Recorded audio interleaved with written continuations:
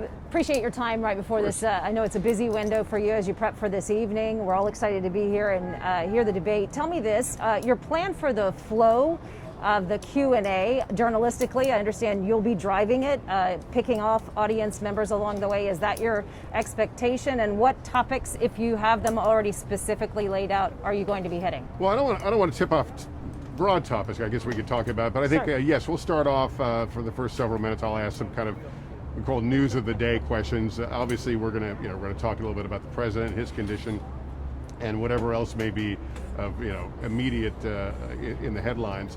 But I want to get to voters as quickly as we can. We've assembled a number of voters. Many of them are undecided. Some are not really happy with either candidates right now, wanting to hear some of their specific plans. So I think we've got a good mix of people who are going to ask some really smart, incisive questions that, not that, I'm not capable of asking questions, but it's really important to hear, from the voters, and I think people also pick up a lot on how a candidate, relates and exchanges ideas and conversations and ideas with the candidate.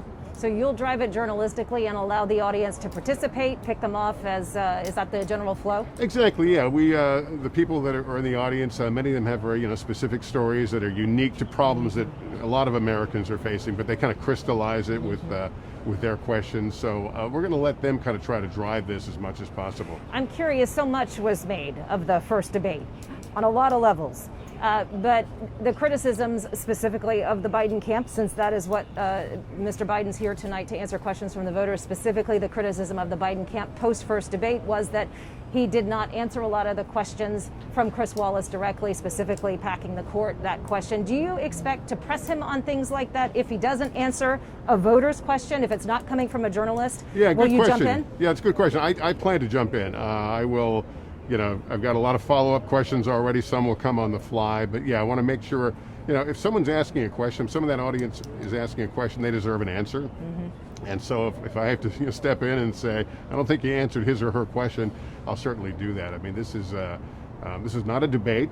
It's not a one-on-one interview with me. It's a kind of a collaboration between me and these voters, but I really want to let them drive it as much as possible. And just to be clear, because the chatter has already begun, the same offer for this primetime opportunity with undecided voters has been offered to the Trump campaign. Absolutely. We, we're always in contact with the campaigns. We want to do things like this.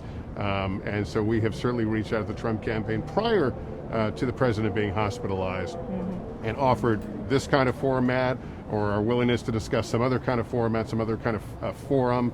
And to date, they haven't taken advantage of it, but the offer certainly stands. How do you expect the president's diagnosis to impact this town hall and, frankly, the next 30 days? Well, I don't know if it's going to impact the town hall, but I think that you've already seen, Vice President Biden has been very careful in how he talks about the president's illness, and he offers his thoughts and concerns. We know that he has built a campaign around what he considers the president's ineptitude in handling the COVID crisis.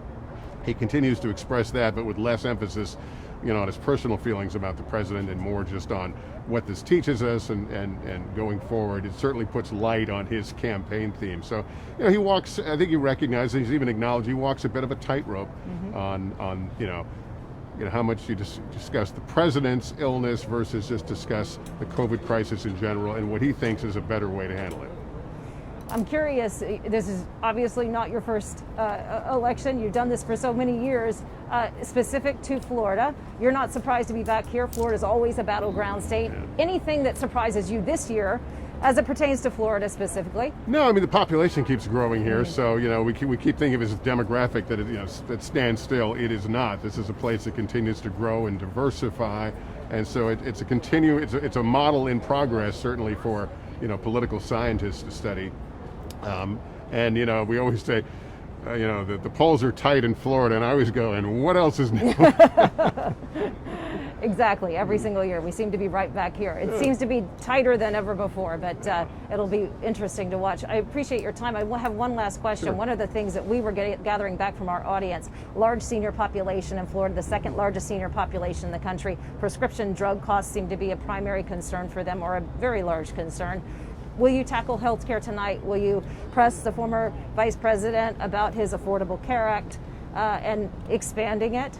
Yeah, I don't want to let them take prescription notes as drugs. to what I'm going to ask, but I think it's fair to say that healthcare is obviously a huge concern, and the vice president has been on the record about concerns about a shift to the right in the Supreme Court, and what that would do to the Affordable Care Act, decision. So I think let's put it this way: I would not be surprised if we're going to hear some about that tonight. Healthcare. Yeah. Appreciate your time. Of course. We'll be watching. Thanks for coming out.